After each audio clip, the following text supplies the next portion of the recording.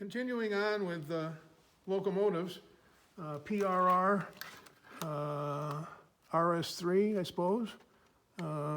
Again, I don't see the maker, but that's because I don't know what I'm looking for. And RS1, I guess. Do they look different enough to be? Yeah, they do.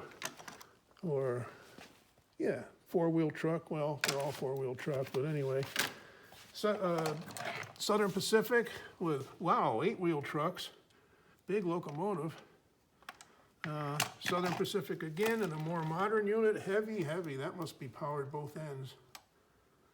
Yeah, it is. Another set of Lehigh Valley here with no power particularly. And again, I don't see a maker, plastic, with the American Flyer type coaches, 1500 series coaches. And I had it marked here. I guess that's what it is. It's all 1500 series coaches. 5 of them. Yeah, nice. Big track though. I couldn't use it over here on my Christmas track. Yeah. The UP gray colored unit, 284.